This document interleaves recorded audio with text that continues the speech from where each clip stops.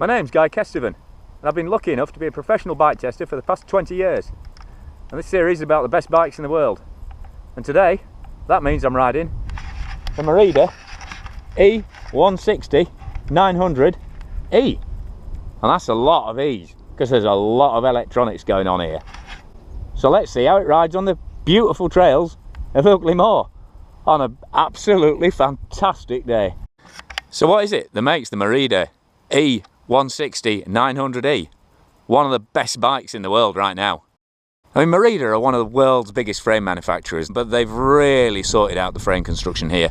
The Shimano steps motor sits right inside that forged section down there, and it absolutely minimises the distance between the back of the motor. I mean, Shimano's a short motor anyway, but it absolutely minimises the distance between the back of the motor and the chainstay. So you can actually have a really short, that's a 440mm back end. It's a simple swing arm system with a chain, you know, the pivots on the seat stay, not the chainstay. So it's basically doing an arc rather than a complex 4-bar linkage, but that doesn't really matter because it's very neatly sorted out by that forged rocker up there, and Fox Factory Float X2 shock on the back, and a Fox 36 Factory RC2 fork on the front.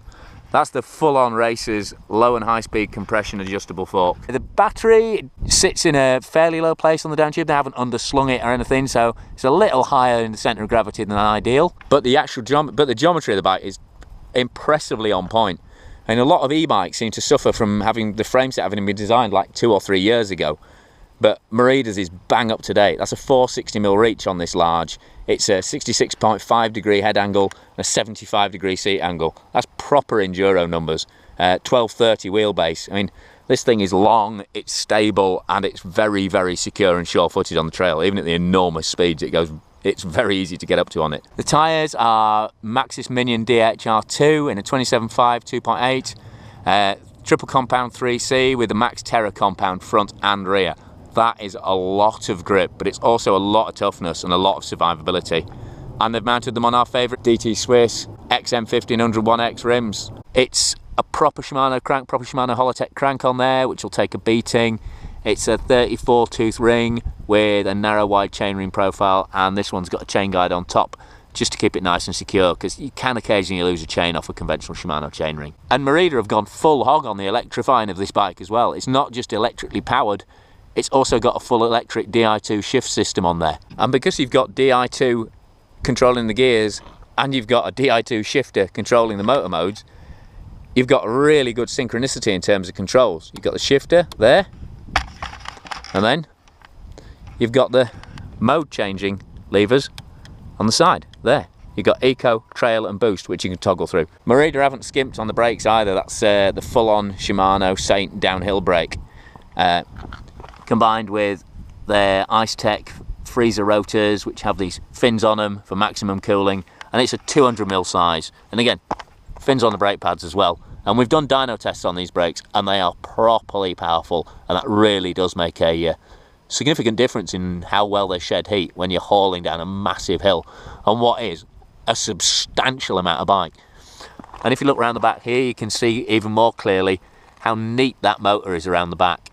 And what you can't see is the fact that the cranks actually are free driven in terms of, so if the battery dies or you just switch the motor off, those cranks are pedaling unimpeded. You're just having to cope with the weight of the bike. You're not also having to turn the motor around. And that's a very good thing in my book. And alongside this really neat little Shimano OLED system, which leaves you free, you know, to mount your lights where you want them, you've also got that tiny little 40mm stem. I mean, that's spot on for this bike. Unfortunately, they haven't followed up that wisdom with the bar. 760mm bar is a little too narrow considering the geometry and how capable this bike could be, and it's not a great shape. So, to be honest, you know, this is an honest review after all. That's the bit we change on this bike. Get rid of the bar straight away. Grips are fine though. As you can see, really soft compounds. They wear out quick, but you're not short of any traction in your hands. Just like you're not short of any traction with those monster tyres. I mean, you can climb up to the top of a moor without breaking a sweat on most e-bikes. But where the Merida really stands out is when you get over the top and start heading down on rowdy terrain like this. In those big 2.8 MAXXIS tyres, make really short work of rocky sections like this. Loads of traction, loads of rollover, Just super smooth control. And the Fox 36 fork, Float X2 rear shock, and then boom, through we go. Just such a great trail connection. And then you got the shape of it. When things get proper dicey, like down here, it's a properly long bike. It's got the stability to really let it run. On proper downhill tracks like this, 640mm reach, short back end to flick it around when you need to, 66.5 degree head angle, 160mm travel either end. It's a proper enduro bike with a proper enduro shape. I mean, do I feel guilty? Maybe a little bit. Hi mate. But you still get a proper workout on one of these, because you're getting so many runs and there's a lot of bike to move about, however well balanced this is. But this just makes sessioning and exploring so much easier. What a day, what a more. And this gives you more. Gives you more distance, gives you more time, more opportunity to look about, find all the really good stuff that you may be too knackered to explore normally. Shimano Steps motor is just really easy to work with from a rider perspective. It's a bit snatchy in boost for sure, but keep it in trail and it's really intuitive the way it picks up power. Hopefully it is, and I'll get through this. On rocky sections like this, techie climbs, it's got a very broad bandwidth in terms of cadence or torque. You don't need to be in a very narrow bracket to get the motorist distance you want. Shimano have thought this through from a rider point of view, and that's a big old difference compared to a lot of the first generation motor systems. And it doesn't matter when a trail you've never ridden before drops you into the middle of nowhere like that one did, because you just slap it into low gear and winch yourself back out of it. So you've got a fork that whenever I do a group test always gets the vote. It's the proper racer's choice. Then you got a suspension unit at the back that's proper World Cup enduro proven.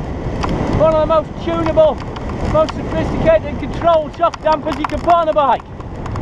And you got a bike the right shape, so even when you're hitting rowdy stuff unseen and chasing grouse like I am now, just the control is fantastic.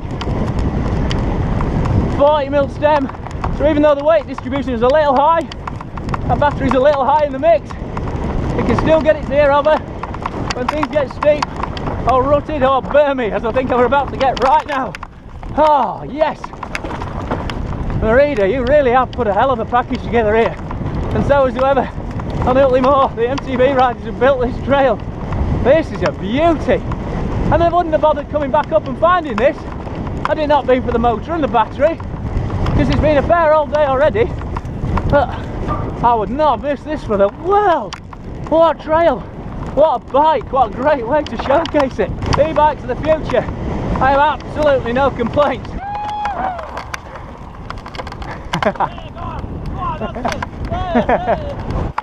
And having a proper crank to work in, not just some flexy hybrid thing like you do on a lot of e-bikes, means that when it gets trialsy like that, you've got loads of really good, accurate feedback to work with. And if you add plus tyres into the mix, climbs that will be absolute murder on a conventional bike, and don't worry, I tried this earlier and it was, and suddenly easy talky, easy breathy, easy peasy on the easy Merida.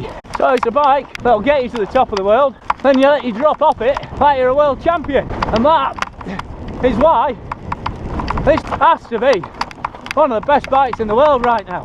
What a ride I've had,